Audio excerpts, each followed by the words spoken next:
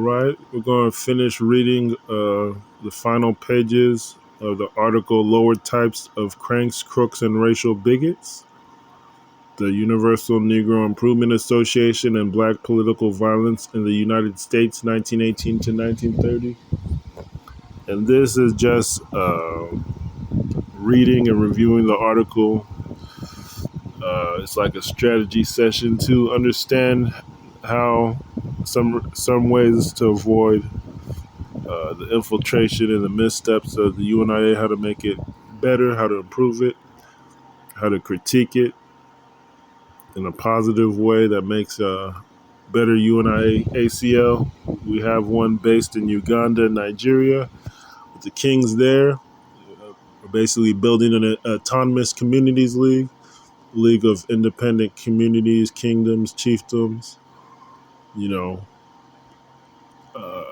in the diaspora and in Africa, restructuring Africa, the whole Berlin conferences, Negro Convention idea, the Royal African Societies, Royal African Legions and militaries, just trying to combine, the Gullah Geechee, the Igbos, the Kanuri, the Borgu, the Bornu, the Mali Empire, these kind of people are on board, the Chwezi Empire,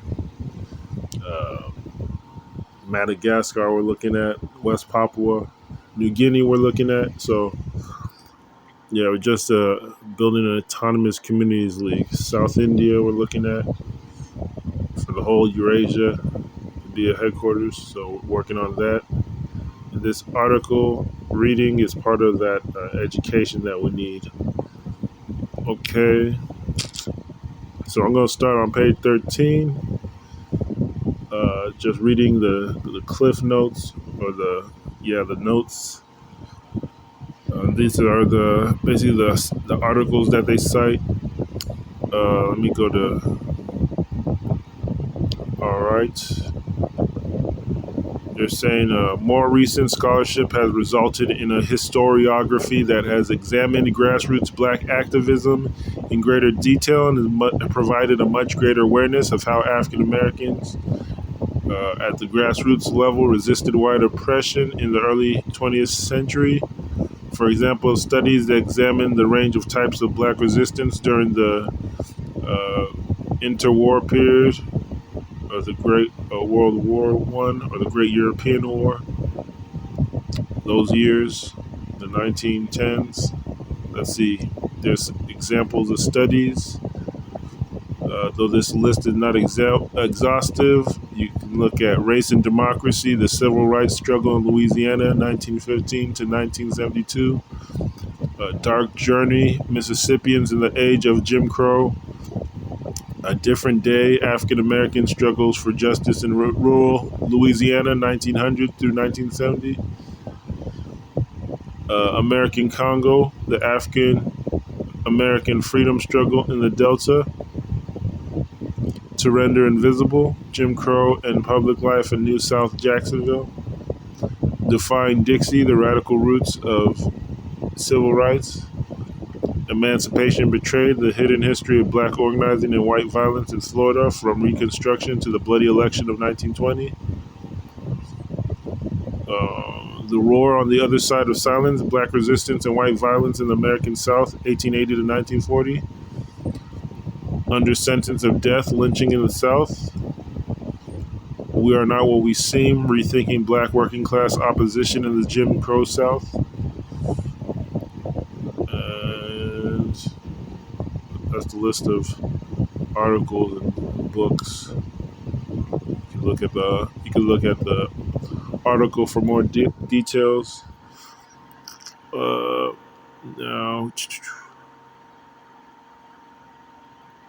Now, this next note talks about historians focus on black self-defense during Reconstruction and after World War II, rather than in the early 20th century. See K. Stephen Prince, Remembering Robert Charles, Violence and Memory in Jim Crow, New Orleans.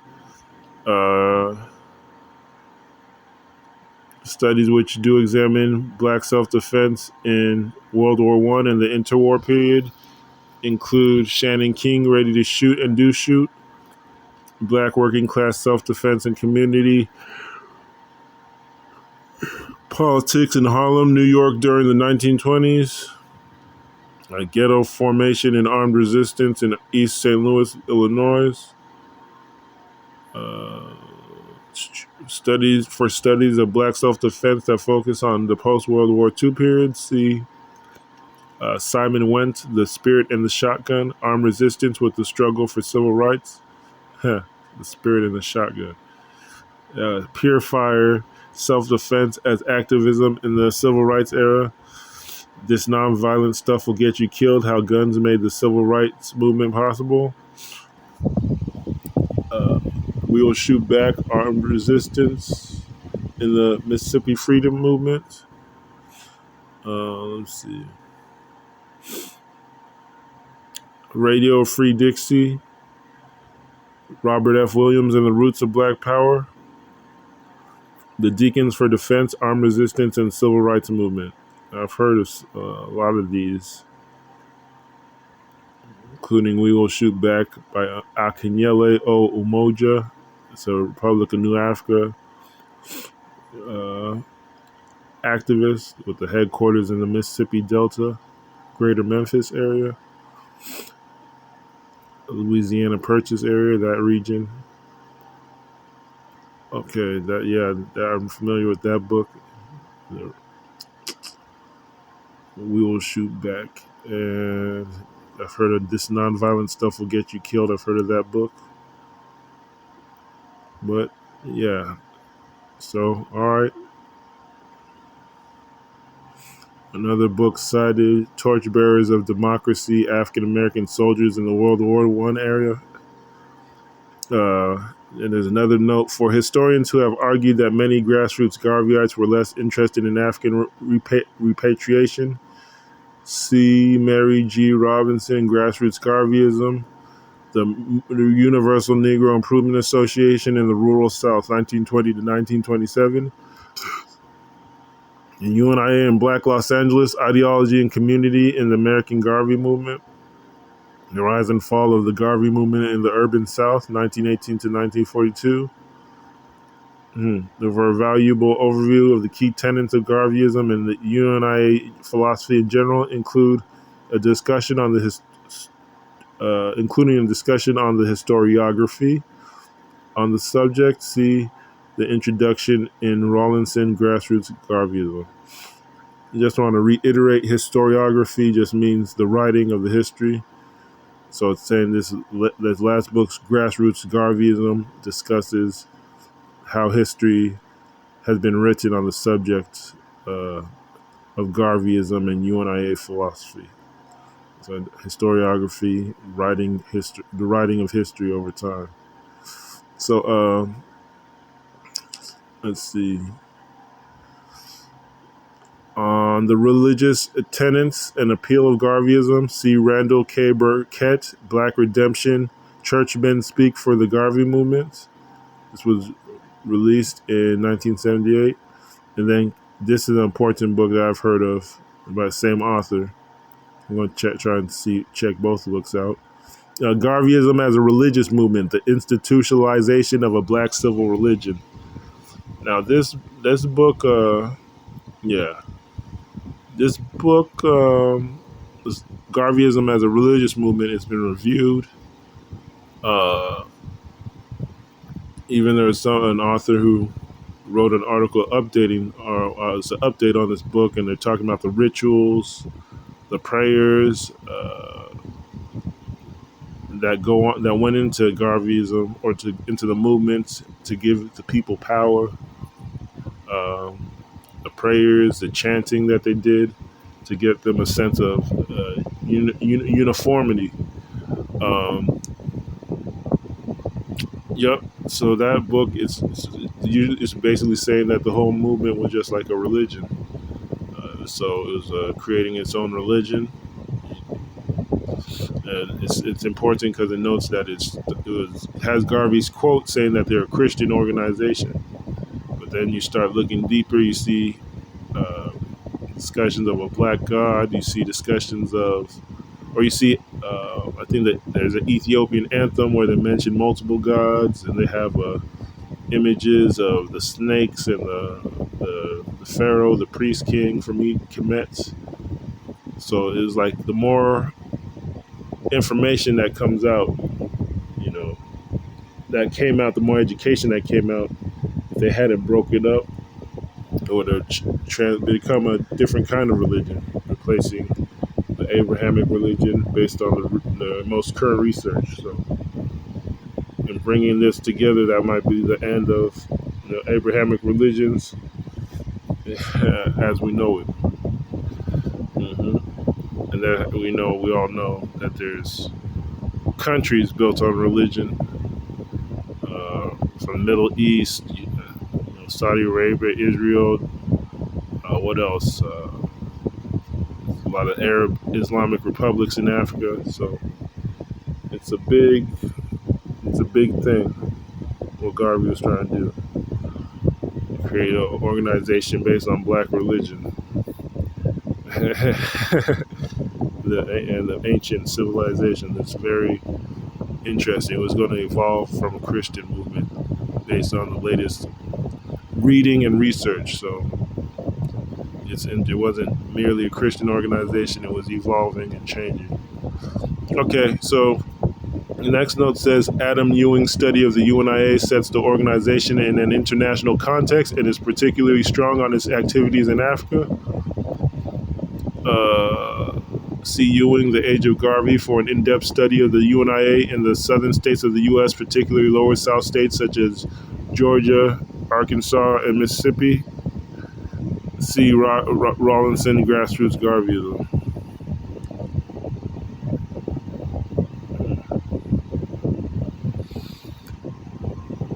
Yep, lower south states. So, yeah, I made a comment the other day. I didn't consider Atlanta the deep south, but I guess that's arguable. Just because of how Atlanta has people from all over, influx. And I don't know, I haven't been there. I don't know how much land they got. But yeah, it's an interesting. Georgia is lower south, deep south, Arkansas, Mississippi. But that's an aside. But it's not an aside. We're talking about in the Uganda-Nigeria Imperial Administration and Autonomous Communities League. That's new UNIACL. That's based mostly in Africa, in Nigeria and Uganda with those kingdoms. And then we're branching out. Madagascar, South Eurasia with the land and tribes there, not targeting Europe this time. We're not targeting cities of Europe or the expatriates there. We're targeting India, Madagascar, Uganda, the kingdoms in Nigeria, some of them that have signed up to be headquarters. Then we're expanding in the USA. We have a triangle going on, or trying to have a triangle between the Mississippi Delta and basically the Gullah Geechee Caribbean corridor on the eastern coast. Then we also have, and by Caribbean I mean Gullah Geechee Nation running into the Haitian capital of what we're trying to do. And then there's the DMV, of course, as the northern bridge between the Gullah Geechee and the north, the DMV, North Carolina area. So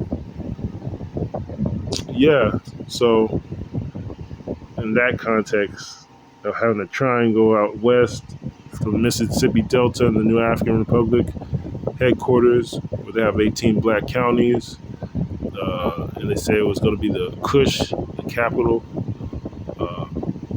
It was going to be a super city, basically, or super region, 18 counties that are majority black neighborhoods. Then you have the DMV, North Carolina, and the Gullah Geechee corridor, straight line into the Caribbean, from the DMV down to the Gullah Geechee Nation, down into Haiti, Jamaica, Grenada, all those places, Barbados. So all those places, just a straight line from DMV into the Caribbean through the Gullah Geechee corridor, And then when we're talking about the Mississippi Delta and the New African movement, the Louisiana Purchase states going all the way to the west and the north. So, those three headquarters, the Delta or Greater Memphis, the Gullah Geechee corridor into the Caribbean, and the DMV. So that's our headquarters that we're looking at. Most people say Atlanta's the Mecca, but if we're talking about change, that's the change we're looking at as being more effective. We're talking about cultural transfer, complete cultural identity shift in Africa and in the diaspora. We're just shifting everything, trying new things, new identities, new labels, new languages, new ways of thinking. So that's what universal Negro, new Negro type thing. Gotta try new things. But where was I at? Okay, I think we were talking about deep south, lower south. Okay, you'll just look through some of these more notes. For discussion on issues surrounding definitions of the class within the UNIA, see Martin Summers, Manliness and Its Discontents, The Black Middle Class and the Transformation of Masculinity, 1900 and 1930. On class definitions that relate to the African American community generally, see Andrew Billingsley, Black Families in White America. So yeah, that's interesting. First, a book talks about the UNIA apparently, on pages 16 to 17 and 76 to 78. That first book. Okay, so scholars including Jacqueline Dowd Hall, Robert Korstad, and Nelson Lichtenstein have put forward the long civil rights movement thesis, though they respectively argue primarily for inclusion of New Deal and labor activism in late 1930s and 1940s rather than activism of the 1920s. See Jacqueline Dowd Hall, The Long Civil Rights Movement and Political Uses of the Past, from the Journal of American History, 91, issue 91, or 91, number 4, 2005. 1233, I guess that's 1233 to 63, or page 1233 to page 1263, I guess. Then give a link. Long Civil Rights Movement and Political Uses of the Past, from the Journal of American History. And there's Robert Korstad and Nelson Lichtenstein, Opportunities Found and Lost, Labor Radicals in the Early Civil Rights Movement, Journal of American History 75, number 3, 1988. And then Sundiata Keita Chajua. I know that, I think we're Facebook friends. He's a reparationist in Chicago.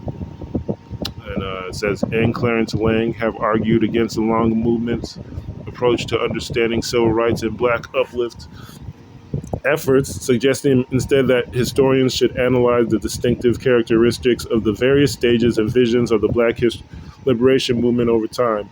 See Sundiata Keita Chajua and Clarence Lang, The Long Movement as Vampire, Temporal and Spatial Fallacies in Recent Black Freedom Studies.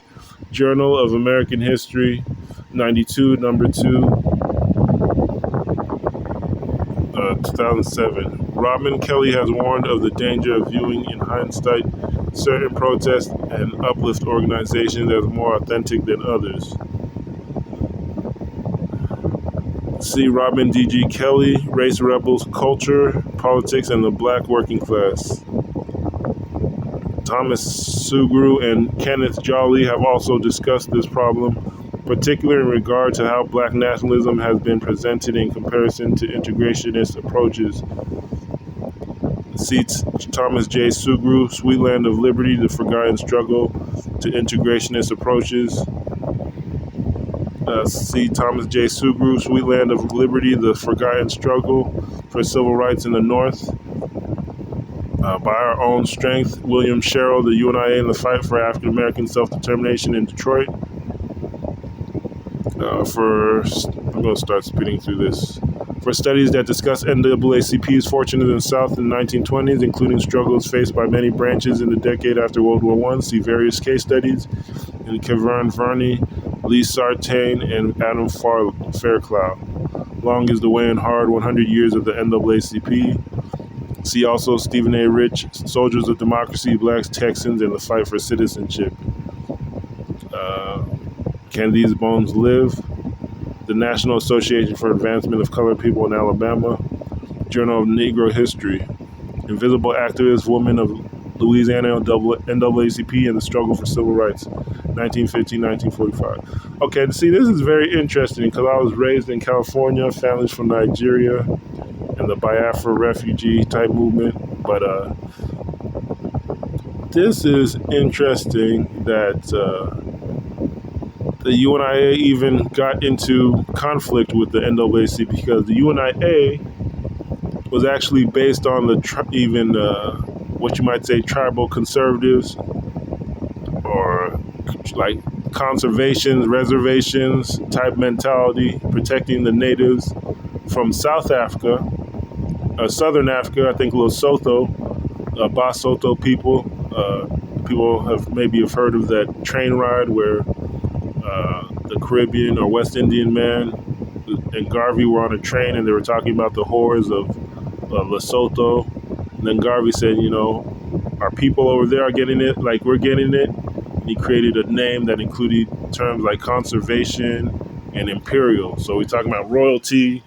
They have the title of potentate in there. So they're talking about an empire of African communities and kingdoms working together. Segregated black communities of that day working with the kingdoms of Africa, becoming an empire. Like sister cities, sister communities, sister kingdoms. So it was very complicated, and it was it's very hard to understand because with the transfer, the cultural exchange was not complete. We had the religious issues where we're not practicing our original culture to a large degree. So it's just very complicated, but it's more like a tribal federation, if you could think about that, or a federation of chiefdoms. So that's where we're starting ours in Africa. We changed the name to make it more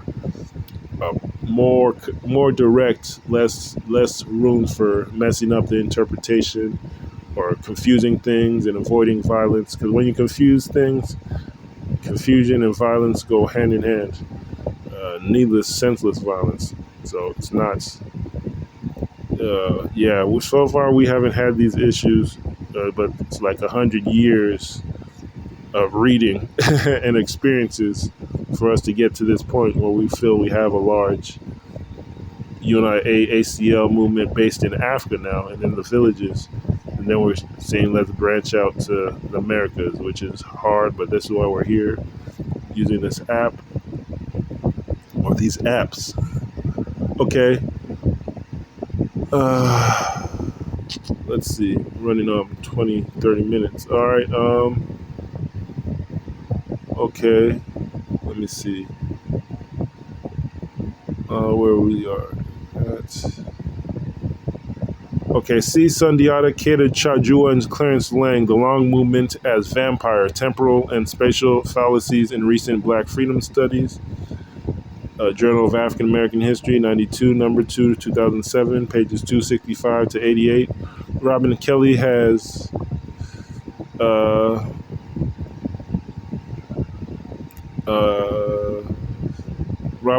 warned of the danger of viewing in hindsight certain protests and uplift. I think am I going over it? Yeah, I think I'm going. I'm not. Make sure I'm not going in a circle or rereading.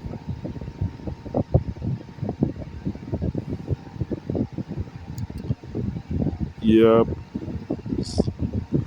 Okay, I'm gonna skip this. This is the footnote 14. And footnote 14 is basically talking about NAACP and democracy and fight for U.S. citizenship and integration. So that's footnote 14. And then there's a footnote 15. It's talking about City of Islands, Caribbean Intellectuals in New York, released 2015. Now, Tony Martin raised first is cited, raised first the ideological and organizational struggles of Marcus Garvey and the Universal Negro Improvement Association. We'll look to read some of that going forward. Adam Ewing has explained how writers have often cast Garvey and the UNIA as variously aberrant, misguided, and doomed. In regards to historians' treatment of the interaction between grassroots UNIA supporters and other organizations, Theodore Kornweibel, for example, has noted that UNIA thugs forcibly broke up opposition meetings, but does not examine this trend in more detail. See Theodore Kornweibel Jr., Seeing Red Federal Campaigns Against Black Militancy, 1919 to 1925. Judith Stein discusses the UNIA's involvement in black political violence, but does so with a focus on what Stein seems to view as the inherent predisposition of some UNIA supporters towards violent behavior. See Stein, The World of Marcus Garvey, 165 to 75. On the sidelining of black nationalism and separatism in the historiography of black protests, and see Stephen Hahn on History, a Rebellious Take on African American History, Chronicle of Higher Education. Black Visions, The Roots of Contemporary African American Political Ideologies. Let's see, Sweet Land of Liberty, By Our Own Strength. Okay, these footnotes aren't giving any context of why they're listed. But there's other books here: Blood Relations, Caribbean Immigrants in the Harlem Community, The Making of Black Detroit in the Age of Henry Ford. Let's see, Poverty, Ethnicity in the American City, 1840 to 1925. Not Aims but Opportunity, not alms but opportunity, The Urban League and Politics of Racial Uplift, 1910 to 1950. And now the Urban League, I want to note that to me it's interesting. It was talking about the Urban League. I guess it's something about Negroes and urban renewal or settling black people in cities. But to me, the Urban League was like it was the evolution or let's say the replacement of the Freedmen's Bureau. The Freedmen's Bureau, of course, they were tracing your records to slavery and basically giving you a small reparations package, small reparations packages. So it's like to resettle people into the cities instead of giving them land. And it's interesting. I traced the Freedmen's Bureau as the first reparations packages, and then when it became obvious that people were going to need land and banks, there's a Freedmen's Bank. Like, it was a parallel government, and they said, oh no, we got to shut this down. Because you see there's a Bureau of Native American Affairs, a Bureau of Indian Affairs. There was also a Bureau of Freedmen Affairs. So that was supposed to organize the black people in the South or throughout the United States and give them reparations, and so it was supposed to evolve. But of course, it was ran into the ground by the U.S. government, the same U.S. government that created it. Said, we see where this is headed, and it's a bad idea. Let's shut it down. There's also, Urban League was invented, I think it was partially invented by someone who was like on something called the Black Council, or the Negro Council, or the Black Council, a series of advisors directly to the president. I'm not sure which president it was. I don't know. It was Roosevelt's. One of the Roosevelts, I'm not sure, but there was something called the Black Council that spoke directly to the president before any Negro caucus or Black caucus. So imagine the Urban League or a Freedmen's Bureau in every city that speaks directly to the president. That's what it was. If you you alter some of these organizations, and that's what it should be to this day. The Urban League president or the UNIAACL president, combine these institutions and these philosophies, they would be having the ear of the president. That's the government that created these type of organizations, and people in those government circles, the president's circles, created these organizations. So, you got to kind of twist, you got to kind of bend things. It's willpower and strategy.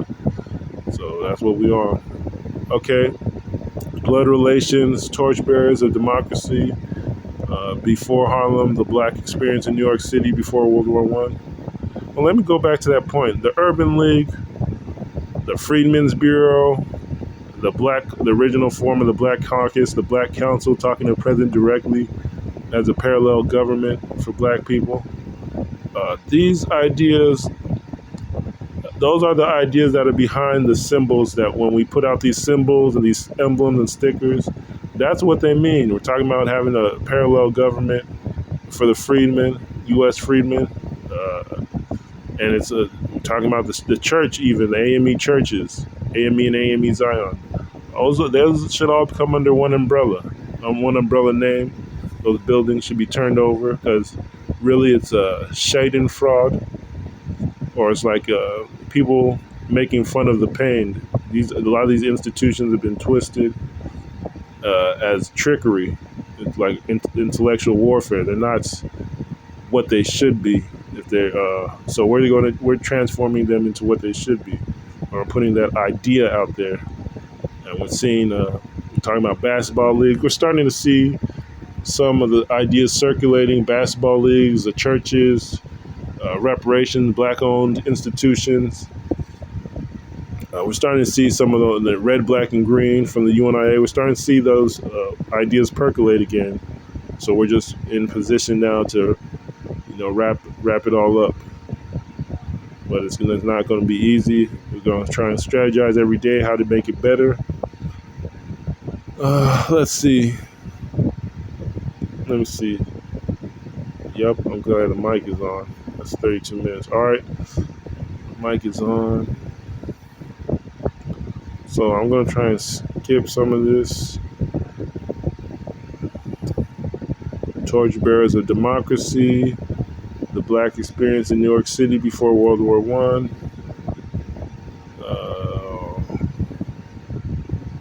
For more details on the frontal versus incremental approach to activism, see Winston James, Holding Aloft the Banner of Ethiopia, Caribbean Radicalism in Early 20th Century America, Exploring Afro-Caribbean Social Mobility in the U.S. Beyond the Sowell Thesis. Okay. Yeah, Thomas Sowell. Explaining Afro-Caribbean Social Mobility in the U.S. and the United States Beyond the Sowell Thesis. That was released in 2002, giving 2 pages, 238 to 9. Claudrina Harold, however, has pointed out that working-class Caribbean immigrants in Florida were not necessarily more radical than their African-American neighbors. See Harold, The Rise and Fall of the Garvey Movement in the Urban South, page 62. A Negro Immigration in the United States, Social Forces 16, number 3, 1938. Wow. That's an article cited. Torchbearers of Democracy, Before Harlem. Those 2 books, I guess. The assertive nature of protests in the black community in the U.S. in the World War I era can be seen as part of the New Negro movement. The New Negro paradigm has been questioned, however, and it is unclear that black people were necessarily more committed to fighting injustice in the World War I era than they had been in earlier eras. Davarian Baldwin suggests the New Negro movement spanned the period between the turn of the 20th century and the start of World War II.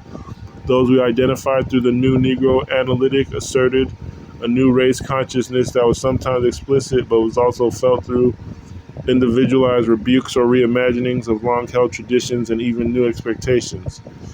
C. Davarian L. Baldwin. Introduction: New Negroes Forging a New World, an escape from New York. The New Negro Resistance beyond, the New Negro Renaissance beyond Harlem. Let's see. For other discussions of the New Negro movement, see Brown, City of Islands. Michelle Ann Stevens, Black Empire, the Masculine Global Imaginary of Caribbean Intellectuals in the United States, 1914 to 1962. For a critique of the presentation of the New Negro, primarily as a product of the North, see Claudrina and Harold, New Negro Politics in the Jim Crow South, and Gabriel A. Briggs, The New Negro in the Old South. For scholars have questioned the concept of the New Negro, C. Ortiz, Emancipation Betrayed. This is not Dixie, Racist Violence in Kansas.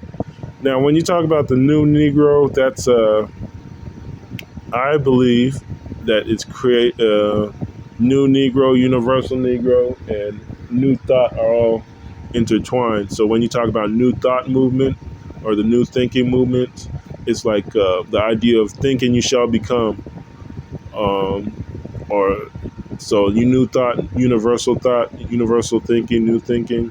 It's like you think of all the factors in the universe: jealousy, anger, names, food, power, clothes, ideas. You think of all these ideas and how to control them. And if you understand how the universe works and how society works, then you can twist it in a way to make yourself.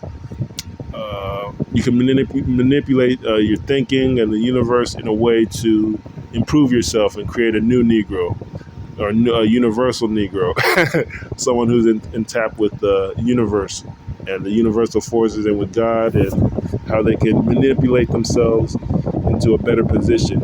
So when you talk about the Universal Negro Improvement Association, they're talking about the new Negro who is in tune with the universe and has a new way of thinking. That's why you see them in the military uniforms, the academic robes, starting their own universities and courses and philosophies, writing their own books.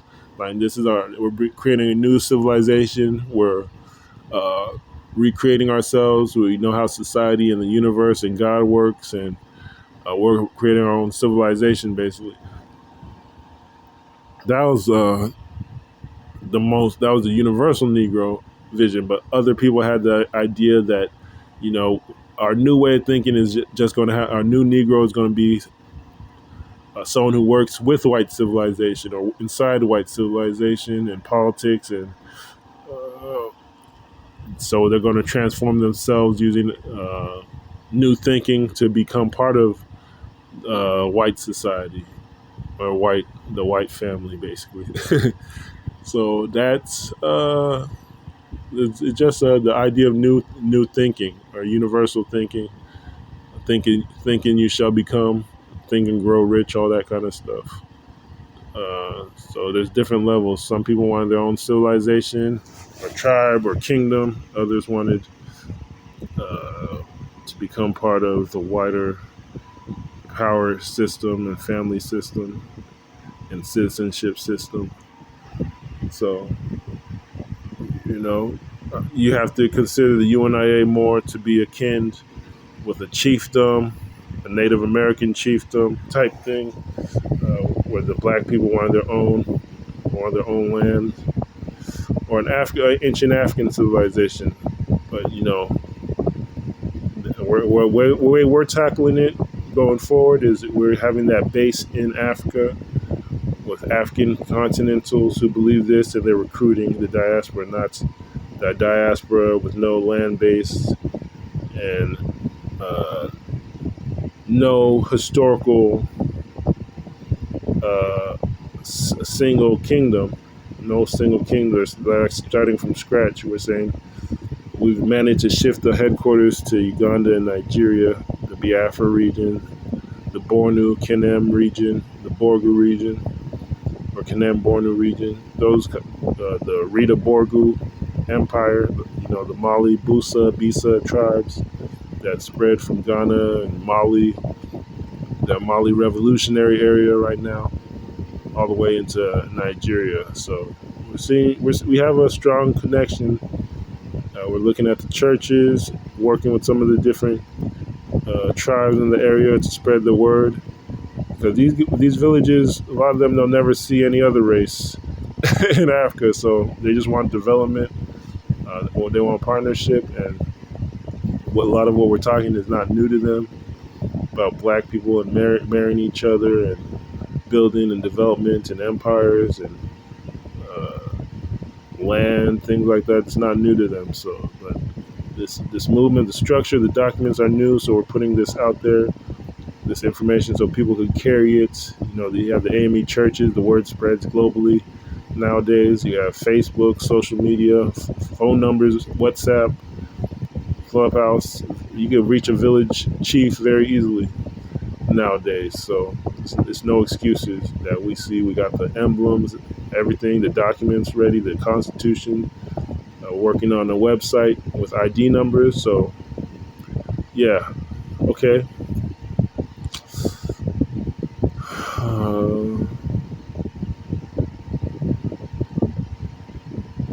Let's see. The new Negro paradigm has been questioned, however, and is unclear. Let me see. New Negro paradigm has been questioned, however, and it's unclear that black people were necessarily more committed to fighting injustice in the World War I era than they had been in earlier eras.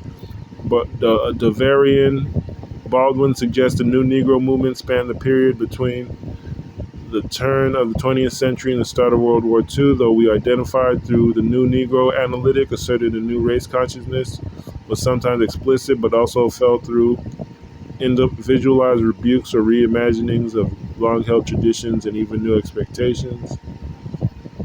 I'm just gonna skip through that. Martin Summers has argued that although after World War I there was a shift away from producerist Victorian definitions of black manhood, many black men still related to those more traditional values.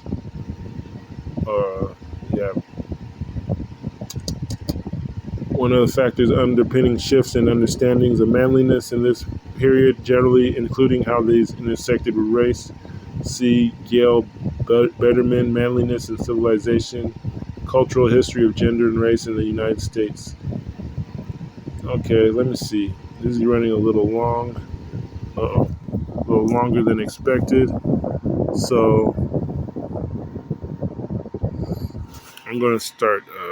I'm going to try and wrap this up. I'm going to have to skip some of this. I want to skip some of this.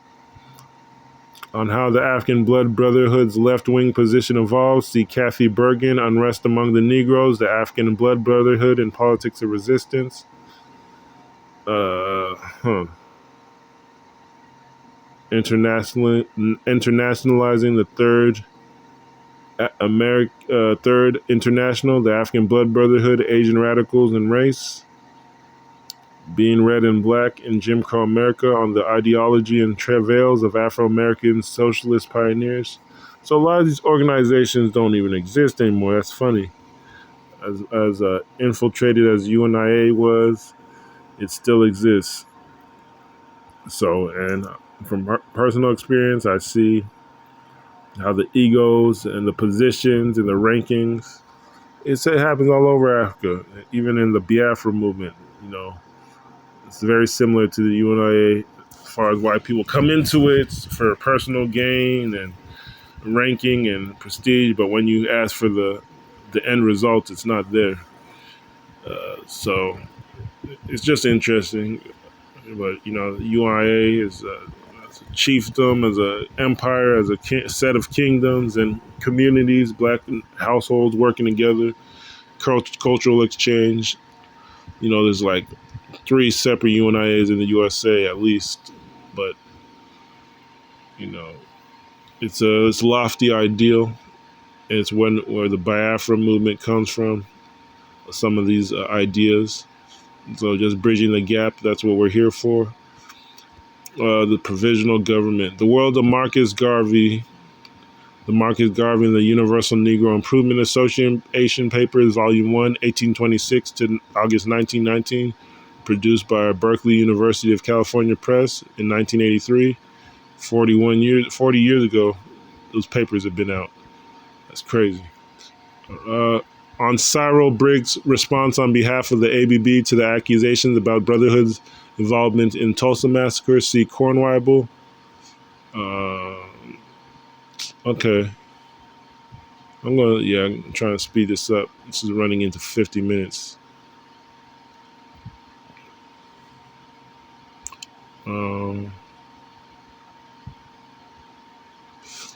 Son Chad Williams argues that it was mobilization of people of African descent during World War I that created a radical, or let me say fundamentalist approach or aspect of the new Negro movement that can be specifically located in the interwar period. Now, when you say radical, the radius, the radix, you're talking about the root. So you're talking about root or fundamental aspect. So somebody who wants to get to the bottom of things.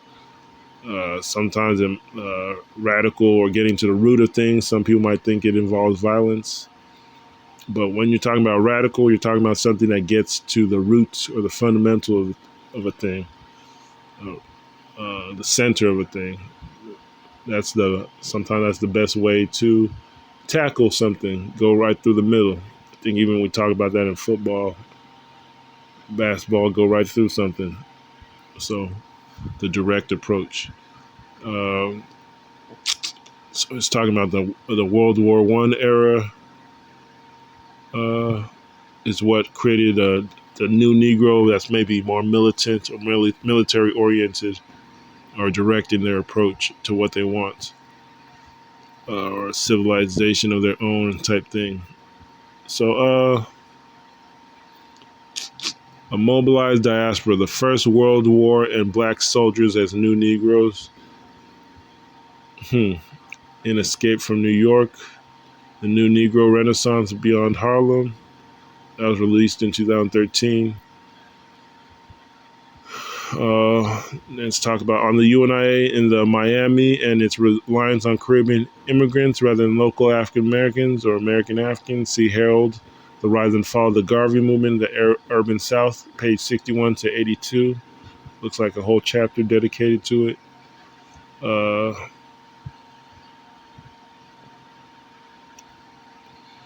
Rise and Fall of the Garvey Movement, the Urban South, examines UNIA's growth in some of the most important cities of the coastal South. For a specific take on New Orleans Garveyism as Southern New Negro activism. See Claudrina Herald, Reconfiguring the Roots and Routes of New Negro Activism, the Garvey Movement in New Orleans. In Escape from New York, the New Negro Renaissance Beyond Harlem. See, this New Negro and the Universal Negro Improvement Association are directly connected. I'm glad I kept reading, because New Negro, Universal Negro, it's all talking about new thought, universal thinking. I would call it animist thinking. You're talking about the universe and your environment, all the energies, the anima or animist. Animism is based on energy, anima. So it's talking about manipulating universal energy, and it's animism. So new energy, universal energy to become a new person, energy and information, manipulating it to become a new person. It's animism.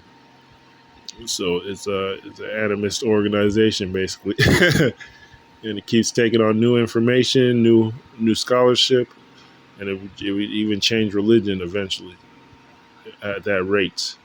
And you can see the UNIA various formations have changed away from Christianity based on the scholarship and the lectures that have been given out over the years. They're not strictly Christian anymore.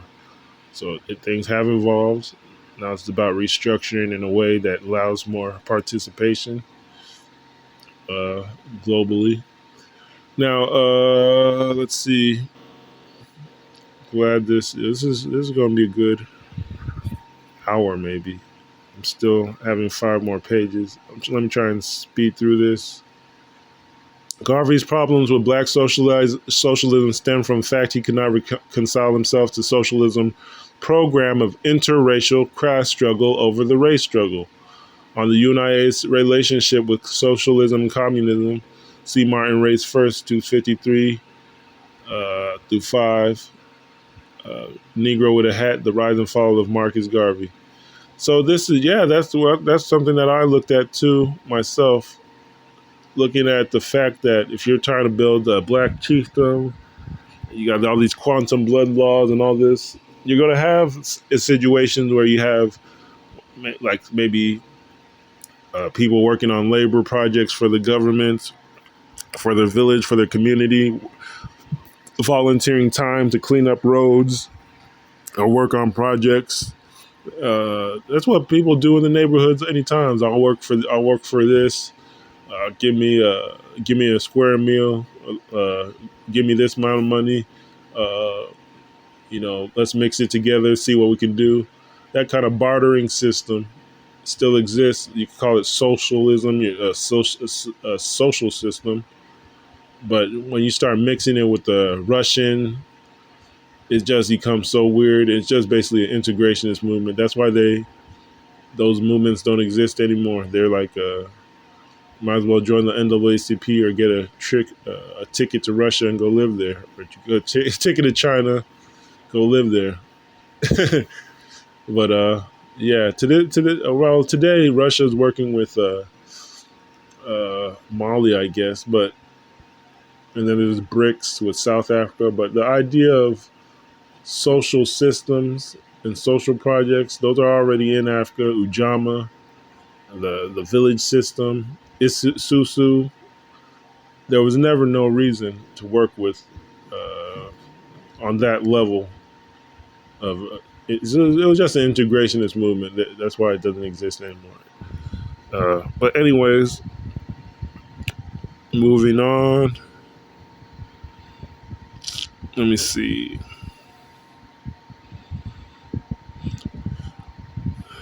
Chad Williams has directly linked returning black war veterans with UNIA growth in the post-war period. Martin Summers has for specific examples and testimonies of black veterans who joined the African Legion, see Jeanette Smith Irvin, Foot Soldiers of the Universal Negro Improvement Association, their own words. That's crazy. I know that's a crazy book. I need to, that's very interesting. Released 1989. Martin Summers has discussed the African Legion's relationship with black notions of masculinity and respectabilities. See Summers, Manliness and Its Discontents, page 100 to 101. Race First, page 210, on UNIA members in Florida owning guns for self-defense. See Rawlinson and Grassroots Garveyism, Race First, page 210, by Tony Martin. Chattanooga police invade peaceful UNIA meeting, 4 seriously wounded, Negro World, August 1927. Editorial in Chattanooga News, 1927. Let's see. Trying to skim through this.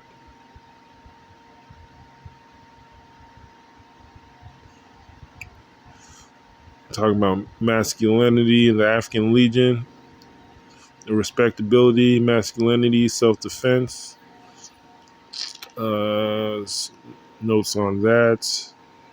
Contradictions of women activism and position within the framework of black nationalism. See Keisha N. Blaine, Asia Leeds, and Ula Y. Taylor.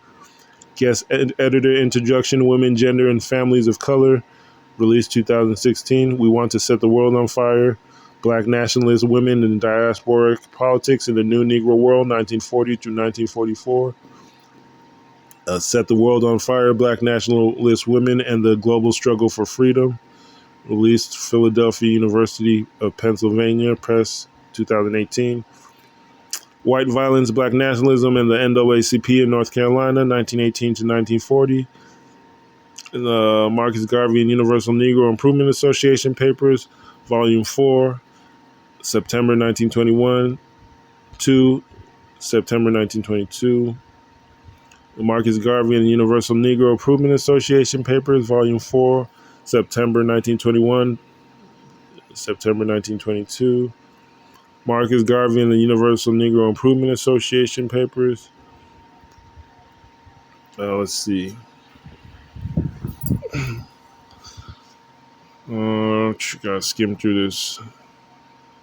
For a detailed discussion of the murder of AME Minister Eson and the subsequent investigation, see The World of Marcus Garvey, The Rise and Fall of Marcus Garvey Movement in Urban South, 38 to 45. And that is why I was very careful with approaching Christianity in churches. The Kofi murder and the Eson murder, it's very easy to infiltrate a church or stir up people to fight each other through church rhetoric and, let me say, people in the church, they'll take the Bible and they'll interpret their own ways, which is their right.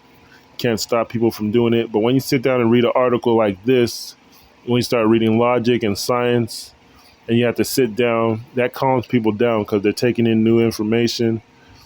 But when the church and religion is, these are war manuals, war histories of how people said they're better than other people and took their land and became the chosen people. And it's designed to boost the ego, and it's about military conflict and fighting. So, and then there's collection of money. Heavy money is involved. So it's very easy to get caught up into that violence. It's an institution of violence. It's a military organization. Military documents, the Bible, the Quran, the jihad, the struggle, the praiseworthy struggle, the Crusaders, Judah, tribe of Judah, conquering lions, and all that. It's all military conflicts throughout those holy books. Amos Wilson said it best. They're military documents and manuals, if you read them the right way. Okay, so I'm going to just let people read the rest of this on their own because I didn't expect this to going on an hour. I thought it was 5 minutes, five pages, but really when you go, it's like 100 notations. So to analyze all of them, break them down, I can see why it went an hour. But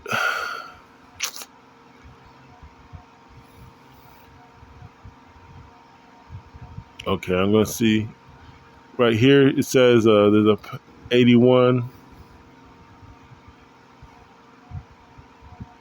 Huh.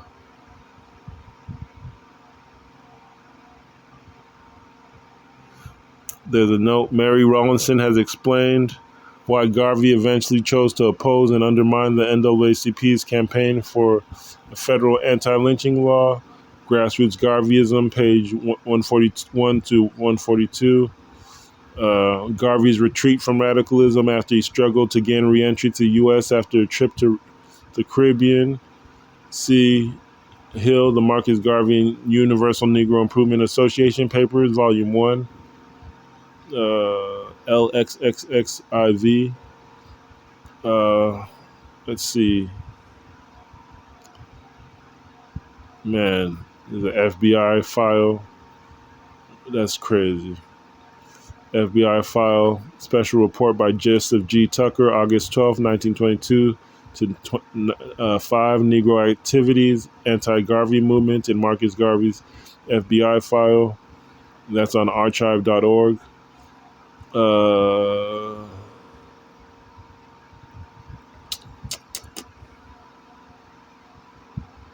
Let me see. An example of competing groups of Garveyites vying for control of a local UNIA division can be found in Winston-Salem, North Carolina, 1930. A practical program of UNIA launched by Winston-Salemites, Negro Worlds, 12 July 1930. For a case study of UNIA longevity, see Kenneth Jolly's analysis of continued influence of UNI in Detroit and elsewhere in the post-Garvey era. Jolly by our own strength. On this point, see also Epilogue and Rawlinson, Grassroots Garveyism, 192 to 196. Marcus Garvey. Okay. Yeah, I gotta skim through the rest of this. On history, it's worth emphasizing despite the growing hostility of America's black and white leadership, Garvey and UNIA retained strong grassroots support many areas of the U.S., even after Garvey's Klan meeting. This suggests that grassroots Garveyites saw an intrinsic, localized value to the organization that did not necessarily hinge on Garvey's personal actions. On this point, see Rawlinson, Grassroots Garveyism. And the rest of it is just a bibliography of basically no footnotes. So, wow. So actually it was just, well, it was 7 pages basically, but it took an hour. About 7 pages. All right, that'll be a wrap. And that took an hour, read, and I'm gonna end it.